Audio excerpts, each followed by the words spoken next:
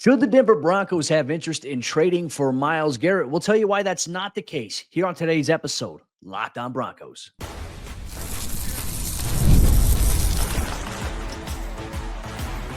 You are Locked On Broncos, your daily Denver Broncos podcast. Part of the Locked On Podcast Network, your team every day.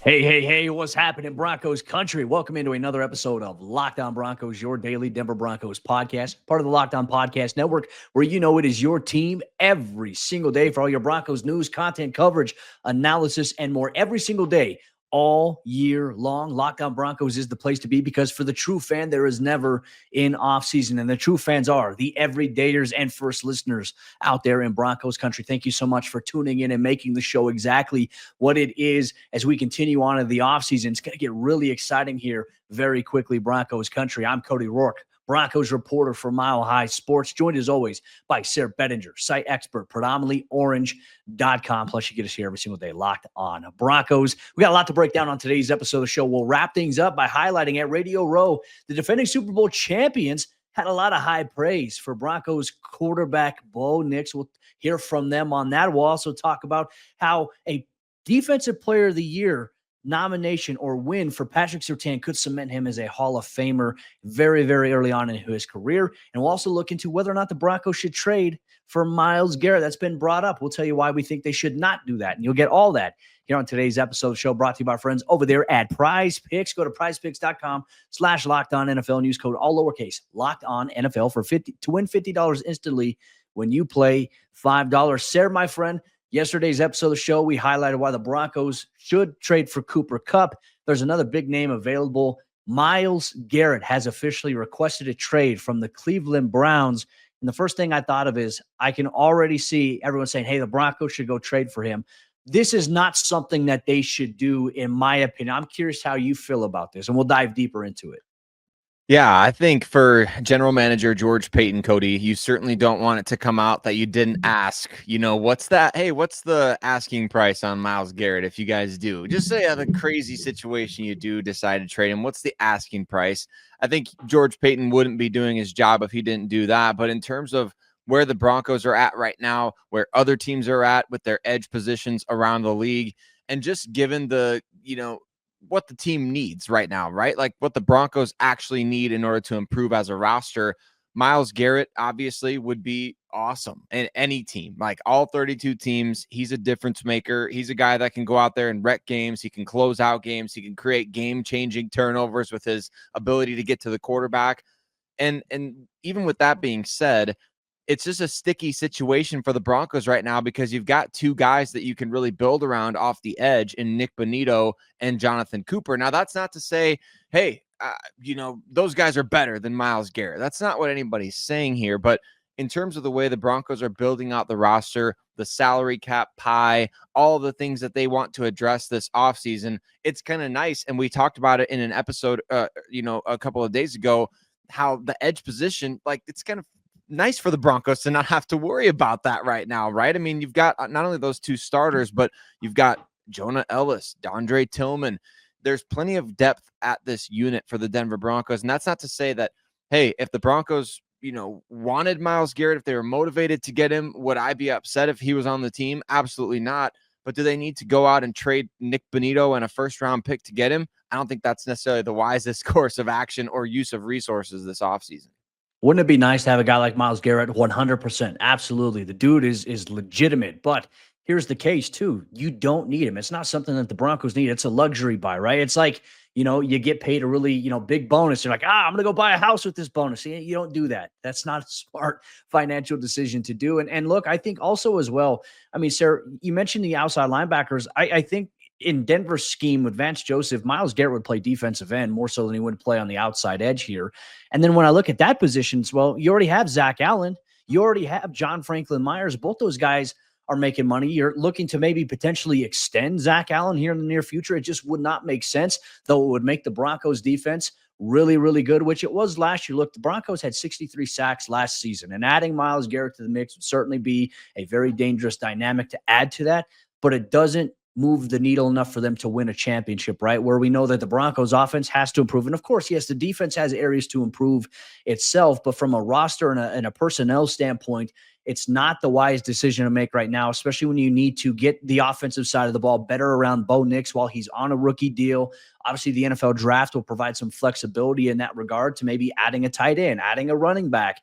We already entertained the Cooper Kupp trade idea in yesterday's episode of the show. So, you got your young guys around there. To me, I'm very curious, Sayre. And I don't think that Sean Payton or George Payton are ever going to tell us this. Maybe they will at the NFL Scouting Combine. But what do they perceive right now as the biggest need? Like, what is going to help them take the next step to advancing, to winning the AFC West, right? They say that's the goal. What move would help them do that? Now, you have to look at the flip side with Myles Garrett as well. If he somehow ends up in Kansas City, I'm going to be miserable. That's the one thing. You don't want to end up with your division rival, but you can't trade for him just because you don't want him to go to a division rival that's got a chance. Obviously, every year they're in the Super Bowl conversation. The amount of AFC Championship games they've been to in a row.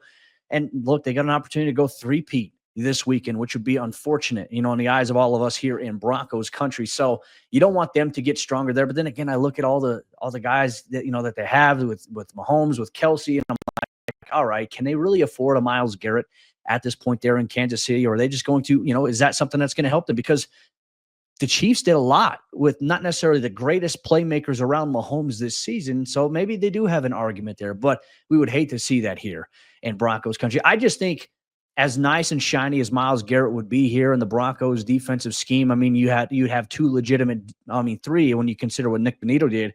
You'd have 3 Defensive Player of the Year candidates on your roster there. And certainly, man, it would make the Broncos pass rush even more dominant. It just doesn't make sense, even though it would be nice. Now, if the NFL didn't have a salary cap, we could toggle it off like people do in Madden. Sure, why not? Go and trade 3 first. But the fact that Denver's got their capital back and they're in a good space from a salary cap standpoint tells me that they're not going to be interested in trading for Myles Garrett. Yeah, I think you're more likely to see teams like the Philadelphia Eagles, Detroit Lions, Washington Commanders, like those teams. I could very much see maybe the Buffalo Bills if we're talking about the AFC.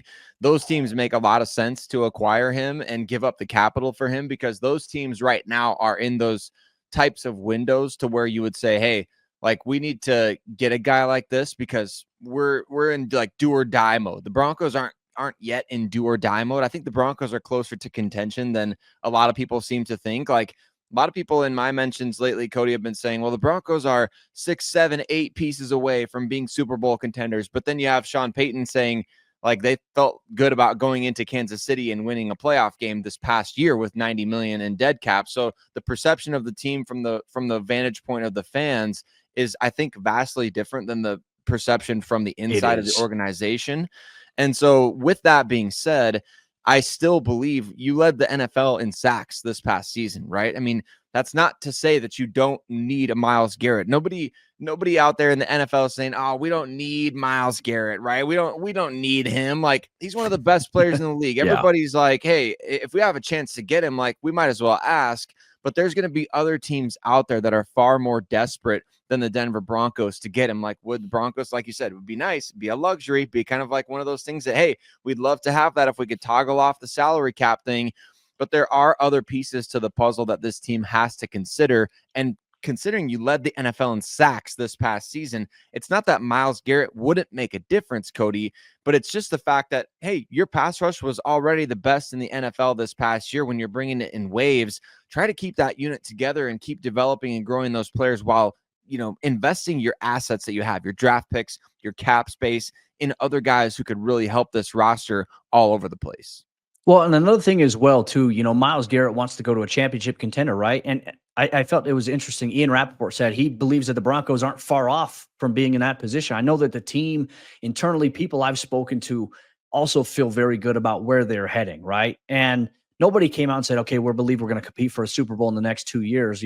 Those are bold. But that's the goal. You want to win your division, get to the playoffs, advance further in the playoffs. It's very, very possible. But, for me, I look at this and say, like, okay, if you're the Cleveland Browns, why in this situation, even though that Myles Garrett, like, the fan base in Cleveland seems like they're all in terms of being on Myles Garrett's side with what's happened. Like, hey, we don't blame you, Myles. But the Cleveland Browns, organizationally, they've said they have no interest in trading him. But they're going to be forced to, if he's not going to show up here. And the thing that I think of is they don't owe necessarily, if you're the organization, if you're the Browns, they don't necessarily owe Myles Garrett. Like, we're going to send you to a championship contender, and they're going to send him to whoever offers the best deal, unless it's, like Dallas Mavericks and Los Angeles Lakers for Luka Doncic, Anthony Davis. Another story, but, that I don't see the Cleveland Browns budging on that. They're going to send him to the best place in terms of where they're going to get the best overall return. If that happens to be a championship contender, great. But there's a chance we could see, Myles Garrett end up in a situation where there's a team who's maybe kind of rebuilding that has the assets and the capital to do just that. And, I think if Broncos fans were going to look at any Garrett trade, they want Garrett Wilson, which, he's not readily available to our knowledge.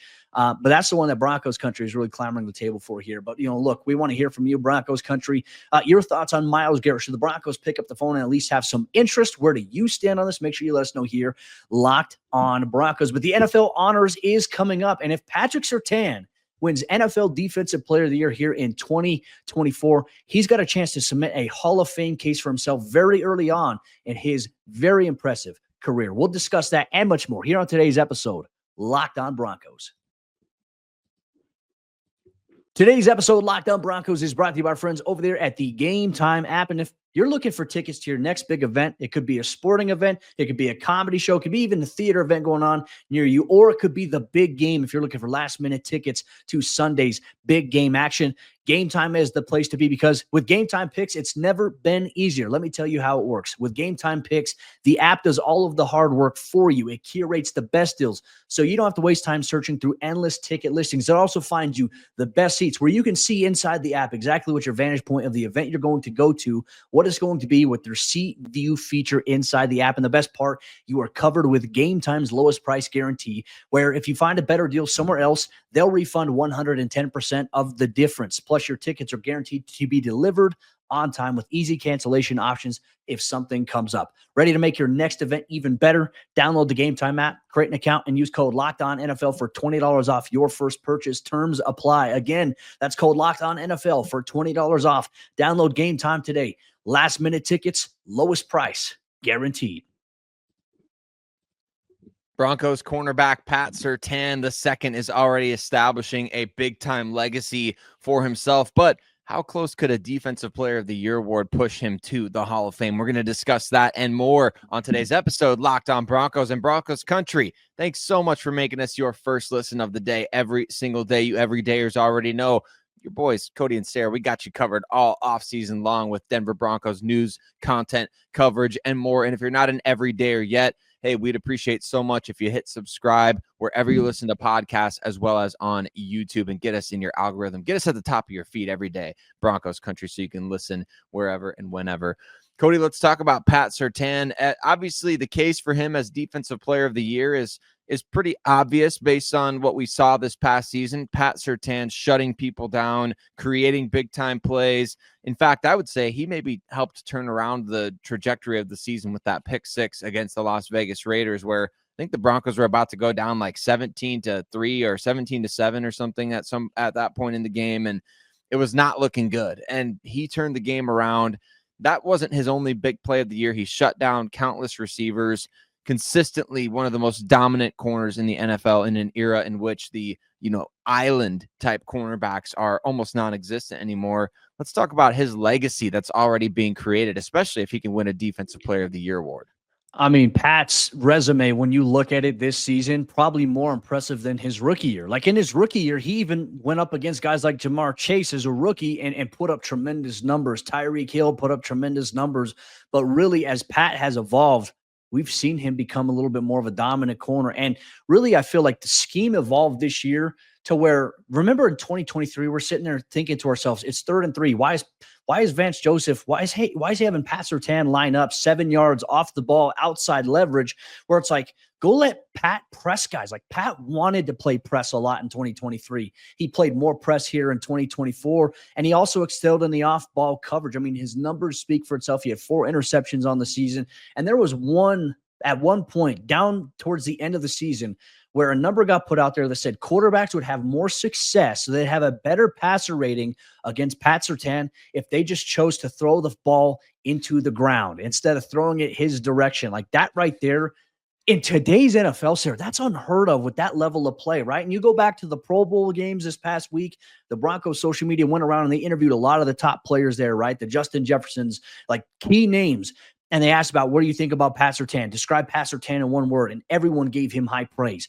This has been trending for Pat to win Defensive Player of the Year here in 2024. Fox Sports put something out there, and the Associated Press also had something out there where it's like, hey, like all the voting, the PFWA voting, it's Pat Surtain. That's the widespread belief in terms of voting this year.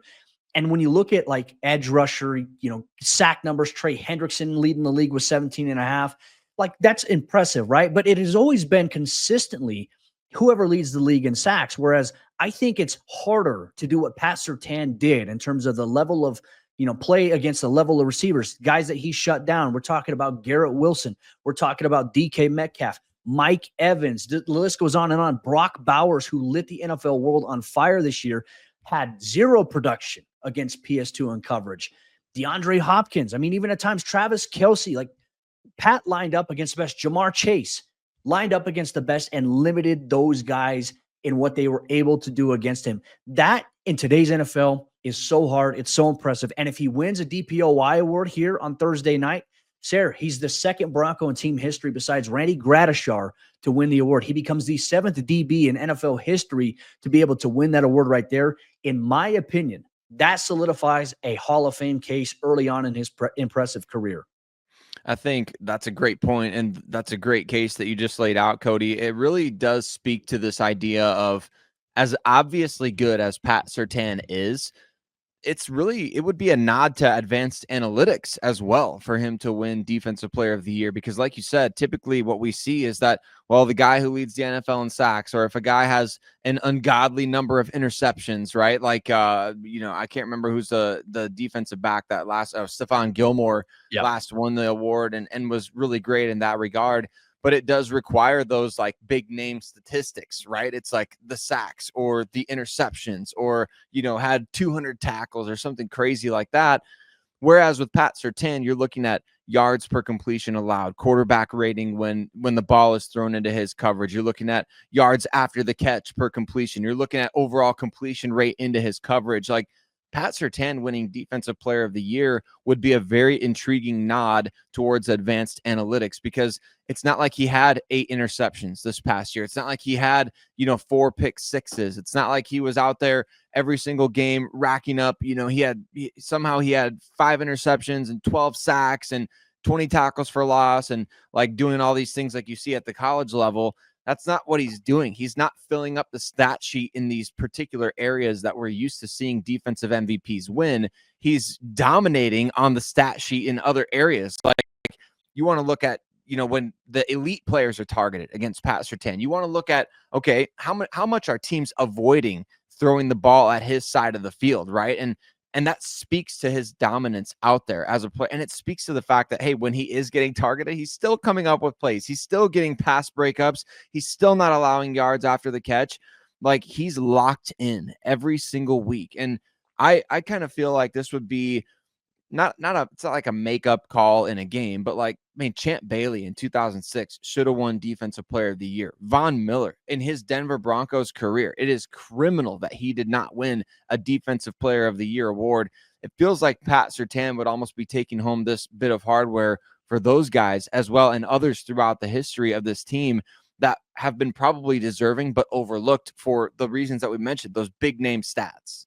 And on top of that, Denver's defense is one of the best in the NFL, right? And no disrespect to Trey Hendrickson, who a lot of people, you ask Bengals fans, are like, Trey Hendrickson should win it. He was the best player on the worst defense in the NFL, and their defensive coordinator got fired. What does it say that a player on a defense that was so terrible wins Defensive Player of the Year? That, to me, I think is a mark against that. You look at Pat for everything that you had just mentioned there, too.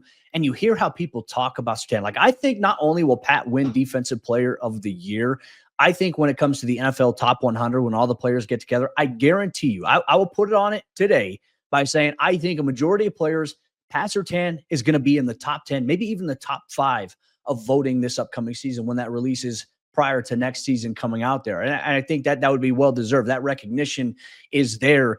And the way that even receivers, like, here, let's talk about this resume as well. The fact that for 3 years in a row, wide receivers who Pat has gone against and other corners who play his position voted for him as the NFLPA first team All-Pro, as voted on by the players, putting the power in the hands of the players. That says a lot when that respect is there. And when you hear people now talk about the NFL draft and they talk about corners, you're going to hear that there's going to be a rareness when it comes to guys, right? I think that the Michigan cornerback is the only guy I have heard people say, this guy is this year's Pat Surtain. This guy reminds me of Pat Surtain. Pat is extremely long, athletic, and he's got ridiculous speed for his height. He is a prototype there, and he's going to be like this guy doesn't come around a long time, like the stature and the characteristics. That's what I think puts Pat Surtain in a unique category above anybody else, right? And it's crazy to see how the conversation has evolved from Sauce Gardner. Derek Stingley is obviously one of the top corners. I think right now in the NFL, I think it is Pat Surtain is the best guy. Derek Stingley is the number 2 guy. And there's a handful of other corners that are playing really well. But, man, none of them, in my opinion, are on the level of PS2. And a Defensive Player of the Year nomination, and obviously for him winning that, if that does happen on Thursday night, in my opinion, solidifies his Hall of Fame case very early on in his career, which Sayre is so hard to do when you consider today's NFL with all the rules favoring the offense. That's why I think makes Pat Surtain special. In Broncos Country, we want to hear from you as well on your thoughts on PS2 and a Hall of Fame campaign for him if he does lock up DPOY. Make sure you let us know here, Locked On Broncos. One thing we are going to talk about as well, Radio Row is ongoing throughout the week in New Orleans.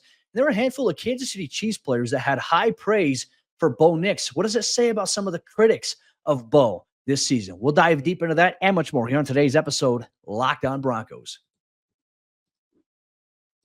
Today's Locked On Broncos podcast is brought to you by our friends over there at PrizePicks. The big game, it's almost here, and there's no better way to make it even more exciting than with PrizePicks, the best place for daily fantasy sports. With over 10 million members and billions in winnings awarded, PrizePicks, they make it fun and simple to get in on the action. So here's how it works. You pick more or less on at least 2 player stat projections, and if you're right, you can win up to 1,000 times your cash. PrizePicks, they even have a free pick for the big game this weekend where Patrick Mahomes only needs to throw for 1 yard to win. You pair that with one more correct pick and you're cashing out. So check out the promos tab to tell any of the super sweet Millie winners big game lineups. And if you tell a lineup that goes 3 for 3, you can win a split of $1 million in promo funds. Download the app today and use code LOCKEDONNFL to get $50 instantly after you play your first $5 lineup. That's code LOCKEDONNFL for $50 instantly after you play your first $5 lineup. PrizePicks, run your game. The fourth quarter action of today's episode, Locked On Broncos, is here. And we just want to say thanks once again to everyone in Broncos Country, all the everydayers, all the first listeners. Thank you so much for tuning in, however you choose to do so, to get your latest fix on what's going on with the Denver Broncos every single day, all year long, because as you know, for the true fan, there is never an off season here. Radio Row is always something that's very fun. I haven't gone the past couple of years, Sayre. I went two and a half years ago. Didn't go last year, didn't go this year, had a lot of stuff come up. But it's always great because, you get guys going around. You get Broncos players. Obviously, Sean Payton's in New Orleans. He's going to be on Up and Adams. We'll share some of the recap of what he had said here this week here on Locked On Broncos. But you also get a chance to hear, because you get everybody in there. You have the media night where everyone goes around talking to all the players from the teams that are in the Super Bowl, the Philadelphia Eagles, the Kansas City Chiefs. Shout out to our friends over there at KOA Sports. They went around and they were asking Chiefs players about Bo Nix, which seems to be a hot topic around Radio Row. And we're going to hear first from Chris Jones, obviously a very, very dominant defensive lineman. He's got a Hall of Fame trajectory himself here. He had a lot of high praise for the Broncos rookie quarterback. I think he had an exceptional year as a young player. Was able to watch him at Auburn and Oregon. I got so much respect for him. Hopefully he continue his journey of continue to get better and better. And, they got a heck of a team over there. He's patient. He's decisive. He know how to manage the game, take a low risk, relies on what he sees, and knows how to make adjustments. He's a winner. Nobody knows making adjustments like Chris Jones, Cody, dating back to his scouting combine in 2016, especially adjustments on the fly, as Bo Nix had to do many times during his rookie year. And for those that get that reference, hey, you're real ones, you remember. But look, I love hearing Chris Jones talk like that about Bo Nix, especially when you contrast it with, remember the interview Shelby Harris did last season after the Broncos beat the Browns. And I know Shelby's probably a little salty still about being traded in the Russell Wilson deal and things like that, but it just gives you a perspective. Like, man, Chris Jones has been around Patrick Mahomes and his growth and things like that. So to hear him say the things he did, and for those that are just thinking like, man, the Chiefs, what are they going to say? Are they going to go out there and say negative things? You can tell when somebody's talking about a player and when it's hard for them to say nice things or when it's hard for them to say good things. You can clearly tell with Chris Jones's comments and the comments that are going to be upcoming from Patrick Mahomes and Steve Spagnuolo, like these comments are genuine. Like, these guys really believe the Broncos got a good one. Well, and Chris Jones also experienced what it's like to play against Bo Nix in that first game at Arrowhead, where Bo Nix led what should have been a game-winning drive against the Chiefs there in those final seconds. And unfortunately, we all know the blocked field goal was the outcome of that. And, nobody knows a little bit more about Bo Nix than defensive coordinator Steve Spagnuolo, who obviously in that first game sent a lot of pressure after Bo Nix. Bo had a really good game against the Chiefs there on the road, and where Denver almost had the upset. And then, even though the starters didn't play in the Week 18 regular season finale, Steve Spagnuolo still had to call a defensive game plan against Bo Nix, where Bo absolutely tore up the Chiefs defense in that regard. Here's what Spagnuolo had to say about Nix. I'm going to tell you what, he's the real deal. Listen, he grew as a rookie. I thought he played pretty good that first game he played. Obviously in the last game he tore us up, but they got a bright future with him. I'm really impressed with him. He's an impressive player, Cody. That there's no doubt. And it's interesting to hear, like, my perspective listening to some of these quotes is like, man, all the debates that we had over the course of the last year about Bo Nix and whether or not what we were seeing was actually good, or whether it was, oh, well, you're wearing orange colored glasses or you're drinking the orange Kool-Aid or things like that. Like, man, I think hearing these guys talk like this, it really validates what we had been saying on this show all season long, that what we saw from Bo Nix in his rookie year was pretty rare.